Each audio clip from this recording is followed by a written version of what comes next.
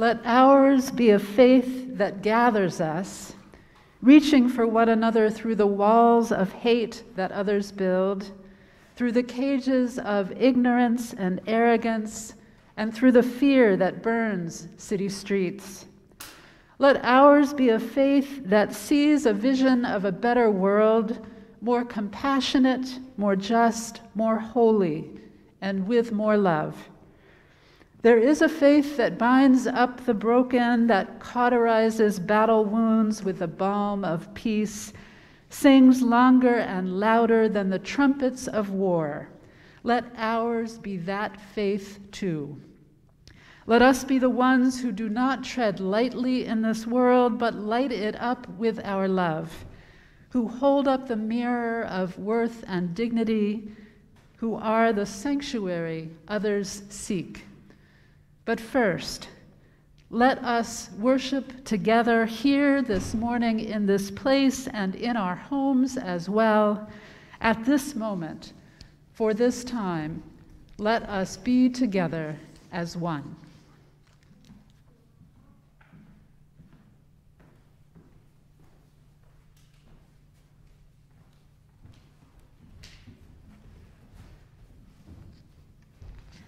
Good morning.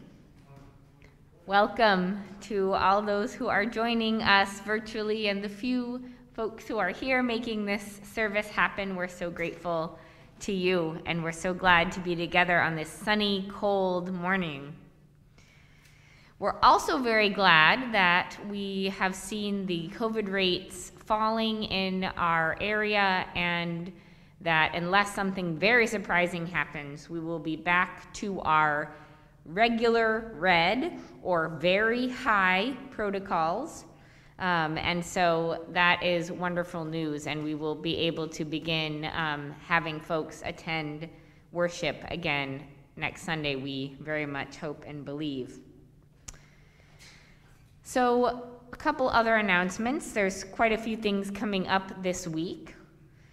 On Tuesday, there is a parish council meeting, which is at 6:30 p.m., and we'll be particularly talking about One Church, our church management software, and that is for the chairs or other representatives from various committees and groups to gather together. Dave Southard has been sending out that information, so we'll look forward to seeing you there. On Sunday of next week, the 13th, we have a couple events of various kinds. There's a Valentine's concert, and there's also a cathartic plate smashing event. So slightly different ways of approaching this holiday, and maybe you're a both and type of person or prefer one or the other. So at 2 p.m. on Sunday, we'll be gathering for some embodied catharsis of feelings in recognition that this has been a hard winter for a variety of reasons. So if you're feeling into that, you can come to the Common, weather permitting, and we'll have some things you can smash, some tarps laid down to catch the shards, maybe do some yelling. So check the parishioner, check your email, you can RSVP to that event. All ages are welcome. And then at 4 p.m., there is a Valentine's concert streaming live on Zoom, and it will be including Cynthia Mork, Ben Sears, Nathan Kimball, and our own music director, Brad Connor. There will be Valentine goodie bags you can pick up ahead of time with raffle tickets, so please, again, check parishioner, check email, get all those details, get the Zoom link. It will be a wonderful compilation of romantic music. And on that note, we also invite you once again this year to send in Valentines to First Parish if you are so inclined. We loved receiving them last year, and we'll be hanging them up for display for Sunday worship as well as this Valentine's concert. So please do mail those to the church or drop them in my mailbox here at the church if that suits you. And with that, I will invite you to rise in body or spirit and join in our unison affirmation. Love is the spirit of this church, and service is its law. This is our great covenant. to dwell together in peace, to seek the truth in love, and to help one another. El amor es el espíritu de esta iglesia, y el servicio es su ley. Este es nuestro gran pacto: vivir juntos en paz, buscar la verdad en el amor, y ayudarnos los unos a los otros. Good morning, everyone. No, I am not Reggie Gibson, as it says in your order of service. I'm here to introduce the amazing Reggie Gibson to all of you. I am proud to call Reggie a friend, but most importantly, Reggie is a poet, a performer, an educator, a justice maker. He's also a parent and a husband, and he has his MFA in poetry.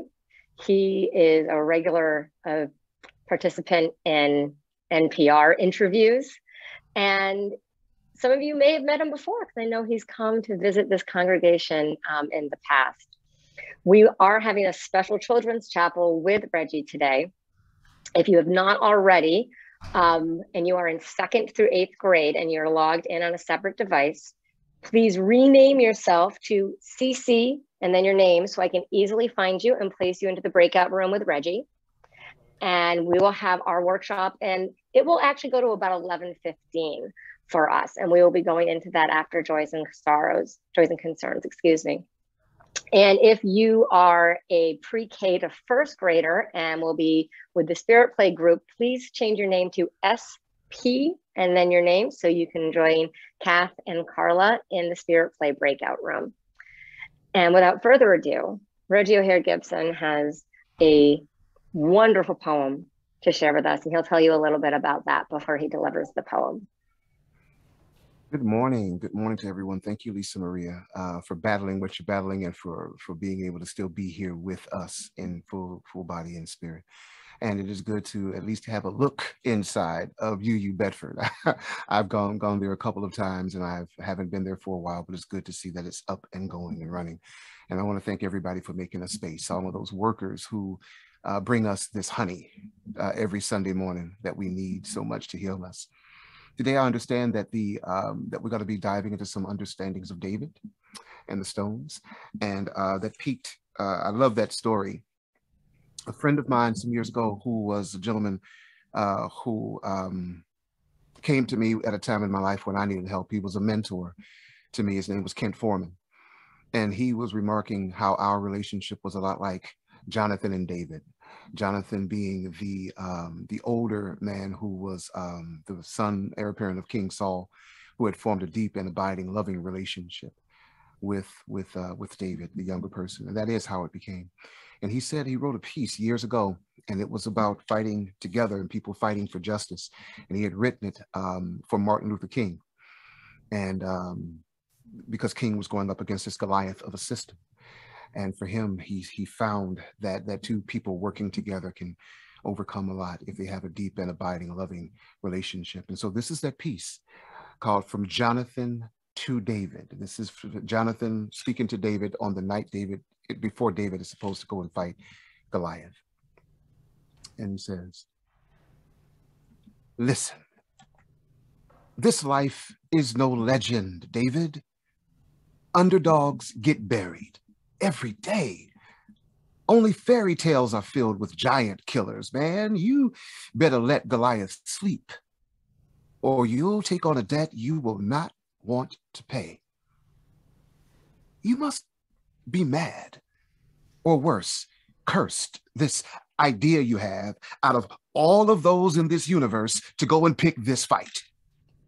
That idea is bad, my man, really bad.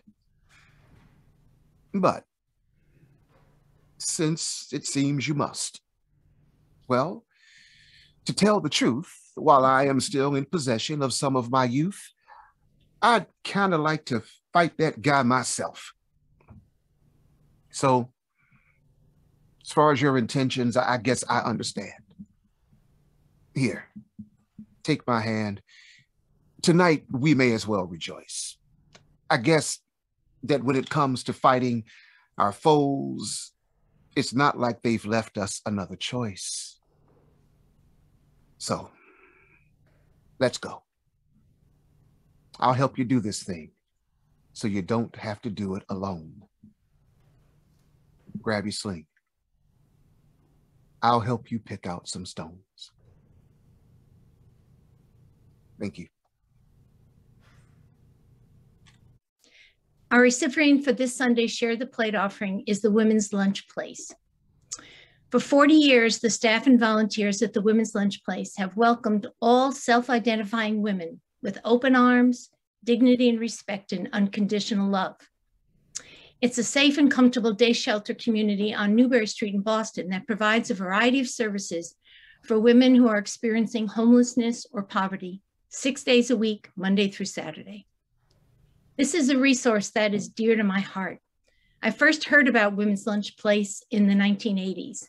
At that time, many of their guests were women who lived alone or were homeless as a result of disconnection from their children and extended families.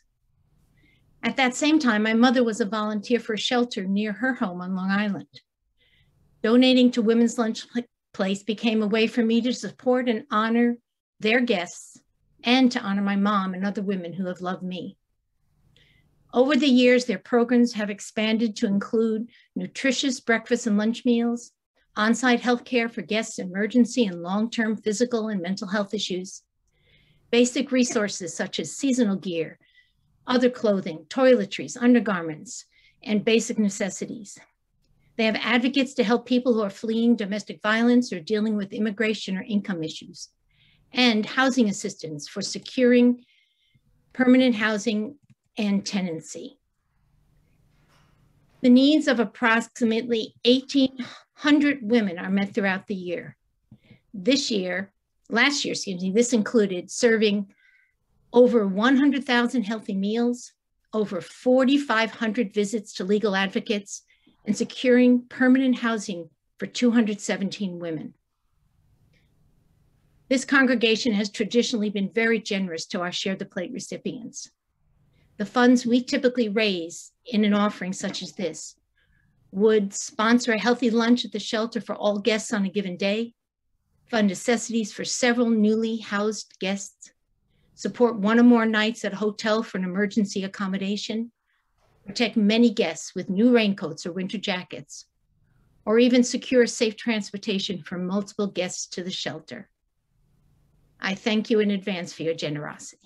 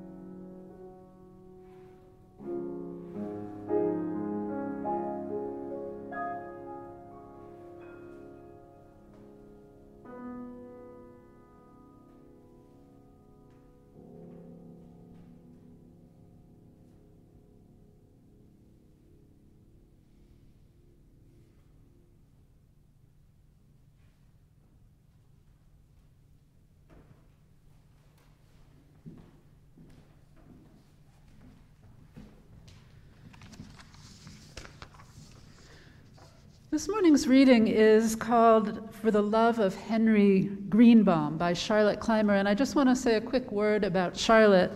Charlotte Clymer is a former press secretary for the Human Rights Campaign, where she ran the organization's messaging in response to White House and federal policy. She is a proud Texan, she is a military veteran, and she is a proud transgender woman currently based in Washington, D.C.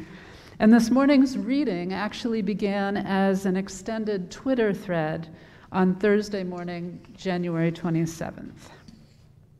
Annie's going to read it with me. For about a year and a half, I worked at the U.S. Holocaust Museum here in D.C. as a visitor service representative. On my first day, I was walking with my supervisor, who nudged me at one point and said, "See that guy? That's Henry. Make sure you talk to him." Henry Greenbaum was born in Poland in 1928. His father passed away early in the war. His mother and two of his sisters were murdered at Treblinka, and three more of his sisters died in a nearby labor camp. Only Henry, his sister Dina, and brothers Zachary and David survived. Henry survived that labor camp and then time at Auschwitz and then Flossenburg, and had he and his fellow survivors not been liberated en route on their death march, he would have likely been murdered at Dachau. I was awestruck by this man when I met him, and he had no time for that. He didn't want a pedestal. He wanted to genuinely connect with people. He was funny and warm and made the time to get to know staff members. Unsurprisingly, his emotional intelligence was off the charts. Yes, he had a personal mission. He would come every week to chat with visitors for hours at a time, telling his story over and over again. But he also just wanted the company. He loved to laugh. I was dating another staff member at the time, and he'd jokingly urge us to marry. One time, he came in with a bag of his old neckties and told the staff we were welcome to them. He handed out a few, including one to me. When I came out a few years later, I got rid of just about all of my masculine clothing, including all my ties, except for his. I still have it. Despite the enormity of his loss and suffering, Henry made the most of his time left. He wanted to enjoy life. He wanted to enjoy the company of others, and he wanted to tell his story to as many people as possible. Why? For the memories of those who didn't survive. This man could have done whatever the hell he wanted to do for the rest of his life, and no one would have thought lesser of him. And yet he made it a point to come to the museum every week and tell his story to more strangers who had never met a survivor. Henry knew that his generation was slipping into history and that he would soon pass on. I think he worried that not having living survivors around to tell their stories might allow the world to become complacent and fall back into the horrors he witnessed as a young man. I was very naive about this. In 2014, I didn't appreciate his concern nearly as much as I should have. I was working in a world-renowned museum, visited by millions annually, in a national culture with no shortage of media about the Holocaust. How is complacency possible? Henry, for all his warmth and humor, did not see the world that way. While he strongly believed in the goodness of humanity, he was also acutely aware of how bad things could become again if we weren't consistently educated on those horrors and how they came about. The Holocaust did not happen overnight or even over a few years. It was the result of a steady drip of poison over many years that disenfranchised, then dehumanized, and then murdered millions of innocents. And it could not have been done without the buy-in of ordinary citizens. Teachers, doctors, lawyers, clergy, shopkeepers, friends, lovers, neighbors, the same kind of ordinary people that each of us see around ourselves every day, the same kind of people as us. We are never too far from that buy-in. It is always looming. Henry knew that. When I left the museum in 2014, I was grateful for the experience, but at the time it still didn't hit me how close the threats were as described by Henry. Not just now, not just 10 or 20 years ago, but the way that unaccountable hatred is always present and must be checked. For the vast majority of Americans, we all love to imagine that we would be righteous and stand against hatred. We watch movies or books about the Holocaust and think we'd have done things differently. But would we? Really? Yesterday, it was revealed that the McMinn County Board of Education in Texas voted 10-0 to ban Maus, the iconic Pulitzer Prize-winning graphic novel about the Holocaust, which is geared toward educating children. Banned supposedly for nudity and violence. Somehow, all the other books in McMinn County schools that feature violence and nudity, Shakespeare and Hemingway, and yes, the Bible, were somehow not banned. Those are deemed appropriate. Those are okay for children, just not the one about the Holocaust. It's not just the Holocaust, of course. Books on white supremacy, the history of slavery in the United States, the LGBTQ narratives, those books are being banned by school districts too, and at a rate far greater in this past year. Henry died in 2018, and I think of him often. I miss our conversations. But over the past year, my thoughts have been sharply focused on Henry's prescient concern, the one that kept him coming back, week after week, month after month, year after year. We are never too far away in the process that landslides into these horrors, and I wish that I had asked Henry more questions about that particularly. That's why he was there. I regret not begging for every bit of wisdom that he was willing to offer.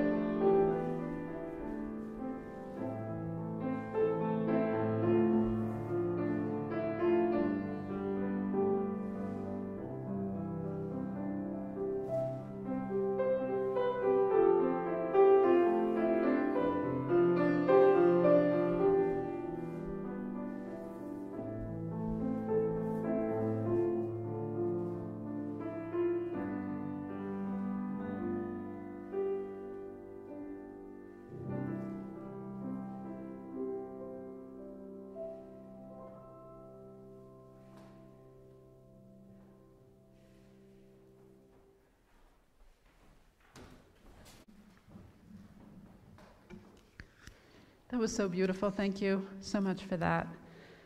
What a gift. For me, the morning of Thursday, January 27th began like every other morning. I woke up early and took the dogs out and fed them breakfast. I made my first cup of coffee. I sat down on the couch in the living room with my reading glasses and my journal and a pen, preparing to write some morning pages.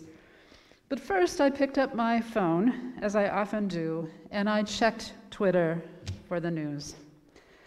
And that's when I came across this amazing thread by Charlotte Clymer, which served as our reading. It was International Holocaust Remembrance Day, and Charlotte had just written this beautiful tribute to Henry Greenbaum, whom she knew from her time working at the U.S. Holocaust Museum. I was so moved by Charlotte's thread that I sat there that morning and I copied the whole thing down by hand into my journal. Others were clearly moved by it too. One of my Twitter friends, Alexandra Zapruder, who also used to work at the U.S. Holocaust Museum, remarked that it was strange to read someone else's story about Henry when she had so many of her own. I know Alex, not well anymore, but we went to school together, elementary school and middle school and high school. We spent some time at one another's houses as kids, and I remember once driving her home from a play date or something, and she exclaimed that she thought my mother's macaroni and cheese was the best in the world. It's really funny what we remember, isn't it? Coincidentally, on that morning of Thursday, January 27th, Alex's first book was sitting on the coffee table in front of me, Salvaged Pages, Young Writers' Diaries of the Holocaust. I had checked it out from the library a while back, but I had been unable to bring myself to begin reading it, and it had auto-renewed twice. That morning I picked it up and I started reading it, and the next day, Friday, I declared that it would be my Blizzard reading, along with one other book I'd been meaning to read for quite some time but had been similarly putting off. The second book was Anne Applebaum's Red Famine, about Stalin's war on Ukraine. Yes, these were the two books that I set out to read as the snow fell and the wind blew for the next 24 hours. Incidentally, someone here at First Parish recently apologized to me for having depressed me with his own reflection on world news, but not to worry, I can do that quite well myself by indulging in reading like this. I'm still working my way through the Holocaust diaries, to be honest, trying to be a little bit gentle with myself. But by the end of that snowy weekend, I had finished Applebaum's book about the famine in Ukraine.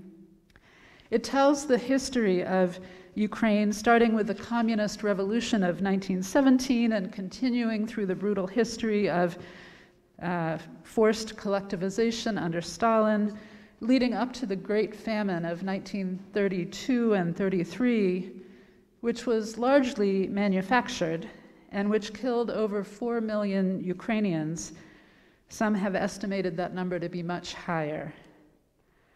The book tells in great detail of the propaganda that was used to disenfranchise and dehumanize Ukrainian peasants, as well as Ukrainian nationalists and intellectuals. It tells of the horrific actions of government bureaucrats and policymakers and Communist Party officials. But what struck me most in the reading were the choices, the stories of people, the snippets of stories, really, about ordinary people and the choices that they made, either to go along with the landslide of horror or to resist it, either to harm their neighbors or to help them. Perhaps I was most attuned to those sorts of stories because I had just read Charlotte Clymer's tribute to Henry Greenbaum, in which she had written, The Holocaust did not happen overnight or even over a few years. It was the result of a steady drip of poison over many years that disenfranchised, then dehumanized, and then murdered millions of innocents. And it could not have been done without the buy-in of ordinary citizens. Anyway, this morning I have said that I would talk about James Luther Adams and his 5 smooth stones. And I will do that. But I first want to tell you just a little bit about James Luther Adams for those of you who may not know of him. James Luther Adams was born in 1901 and grew up as a fundamentalist Christian. He later had doubts and became, for a time, an atheist before becoming a liberal Christian. He was widely revered as one of the great theologians of liberal Christianity and is considered the preeminent Unitarian theologian of the 20th century. Adams served as a parish minister for 8 years before being invited to teach at Meadville Lombard, the Unitarian theological school associated with the University of Chicago. Before going to Chicago, however, Adams spent a year in Germany in 1935 and 1936, where he witnessed many of the atrocities of the Nazi regime, as well as some courageous acts of resistance on the part of some church leaders. After having lived in Nazi Germany for that year, Adams returned to the United States more convinced than ever that the tendency of religious liberals to be theologically content with vague slogans and platitudes about open-mindedness could only render liberal churches irrelevant and impotent in the face of the world's evils. And he stated his convictions about this loudly and frequently. He returned to Chicago after Germany to teach and speak and lecture, and from the composite of his teachings between 1939 and 1955 grew the famous essay, which includes reference to his 5 smooth stones of liberalism. Very briefly, they are: first, that revelation is continuous. That's a Freudian slip. First, that revelation is continuous.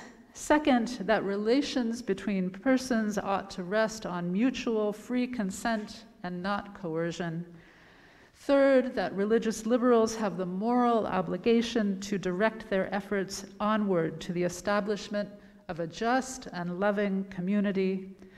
Fourth, that the faith of the liberal must express itself in societal forms. And fifth, that liberalism holds that the resources, divine and human, that are available for the achievement of meaningful change justify an attitude of ultimate optimism. His language can be a bit antique, archaic, and obtuse. I'm going to go through all of those again, but before I do, I just want to make a few general comments about them.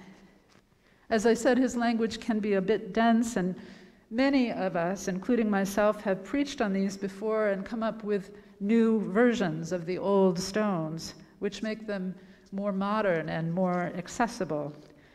For some, the 5 stones feel like the best way to teach the essence of what Unitarian Universalism is and can be. But in order for our renditions of the 5 stones themselves not to become vague slogans and mere platitudes, I think we have to keep in the forefront of our mind 2 things. One, that they grew directly out of his experience in Nazi Germany. And 2, that he chose to frame them using this metaphor of weapons that were used to bring down a giant. So before I return to his 5 stones, let me take a quick run through of the story that inspired Adams, the story of David and Goliath, as told in 1 Samuel chapter 17. According to the story, which described a conflict between the Philistines and the Israelites, The Philistines occupied one hill and the Israelites another with a valley in between them. A champion named Goliath, who was from Gath, came out of the Philistine camp. He was 9 feet 9 inches tall. He had a bronze helmet on his head and wore a coat of scale armor of bronze that weighed 125 pounds. On his legs he wore bronze greaves, and a bronze javelin was slung on his back. His spear shaft was like a weaver's rod, and its iron point weighed 15 pounds. His shield bearer went before him.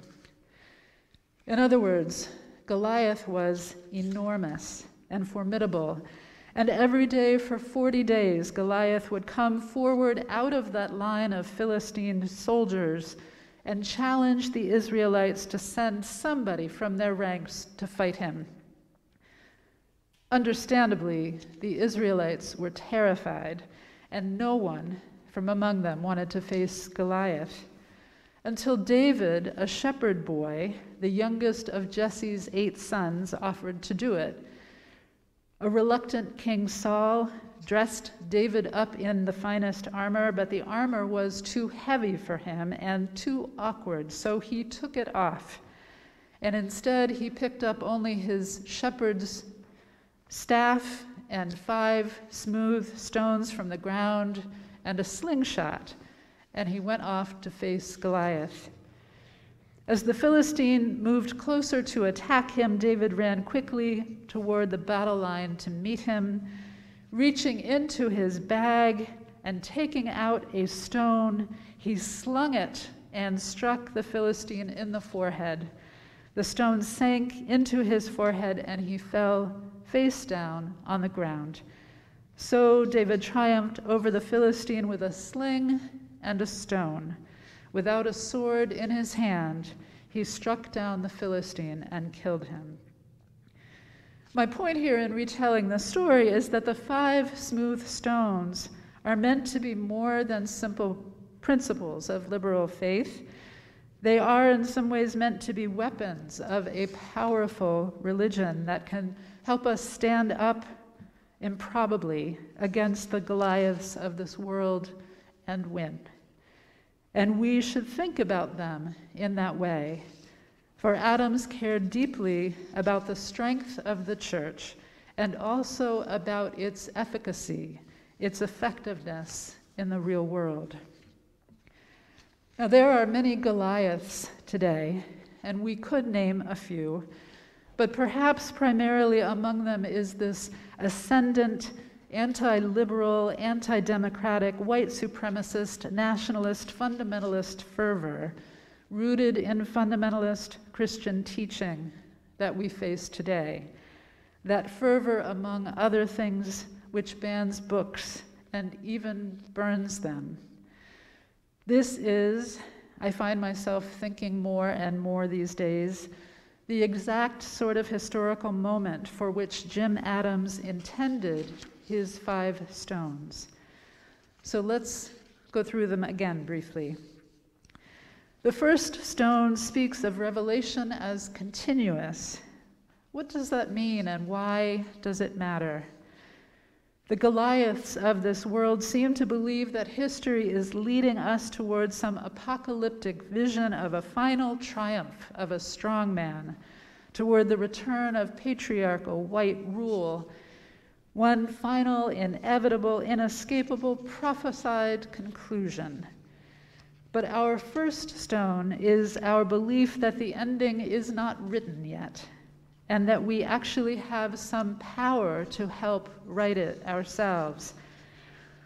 My family's guilty pleasure lately has been re-watching all of the Marvel movies, the superhero movies, and so I can't help but think about the scene in the Avengers Infinity War when Doctor Strange looks forward in time and sees that there are something like 14,000 possible ways that this currently really bad situation could turn out, but that of those 14,000 possible ways, there's only one in which they would win, and it would require hard, even seemingly impossible choices and courage and self-sacrifice.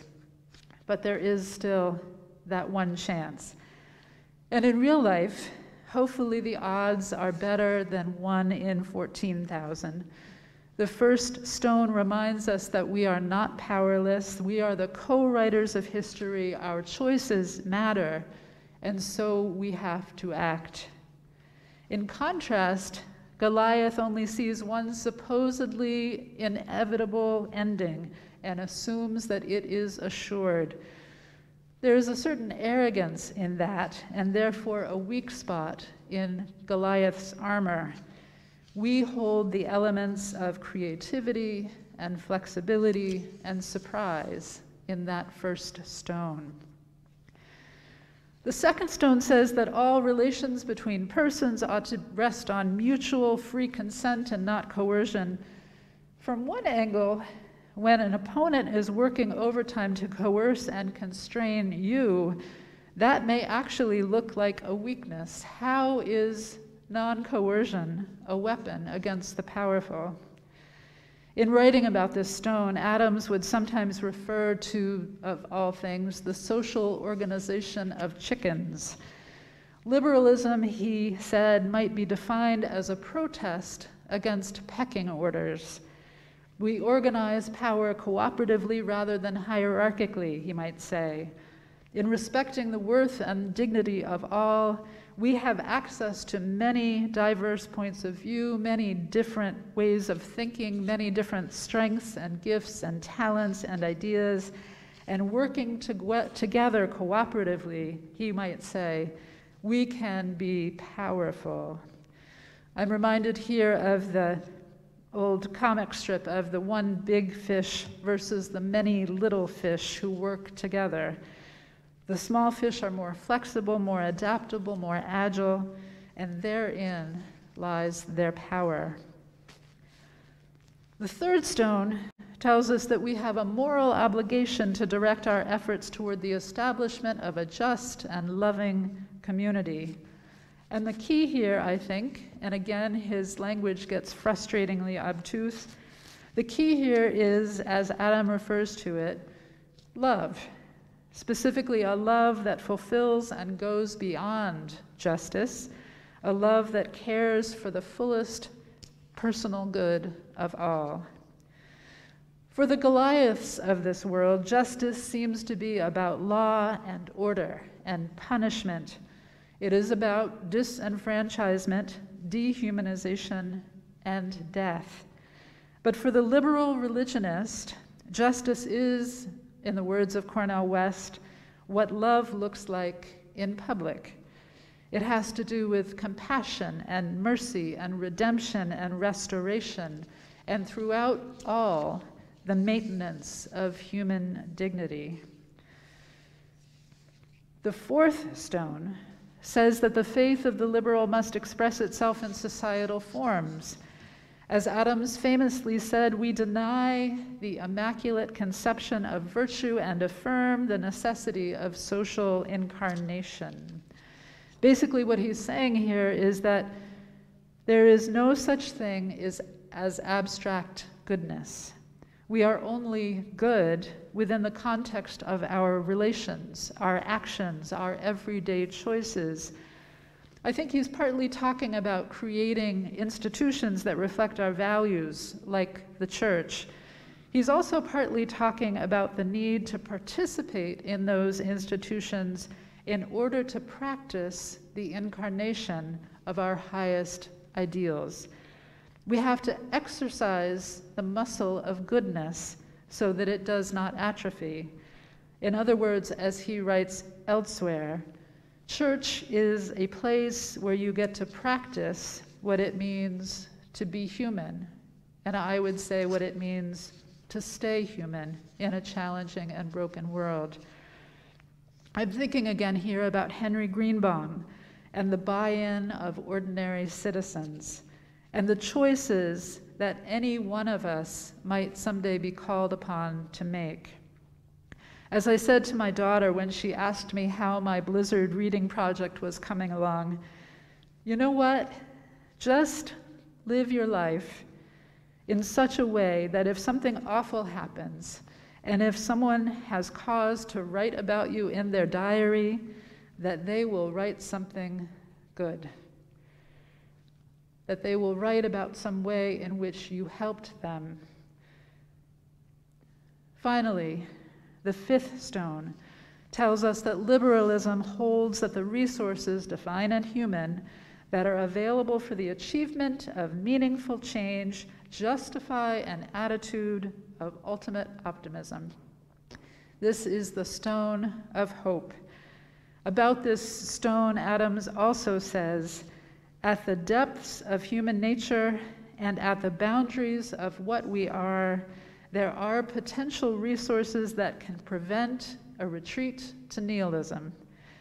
He says, too, there is something in the genuine liberal perspective that while recognizing the tragic nature of the human condition, continues to live with a dynamic hope. Yes, he says, we look clearly and we see the potential for horror, the potential for mass cruelty. We understand as liberals that war is a relentless revealer, that hurt people can hurt people, that stress and duress can bring out the worst in us.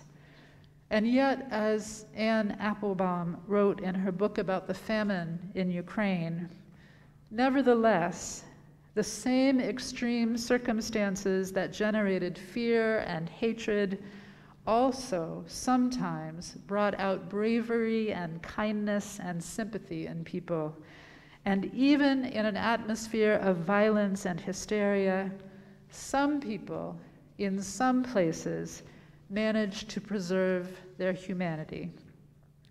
This fifth and final stone is about the power of hope. And it brings us, I think, full circle back to the first.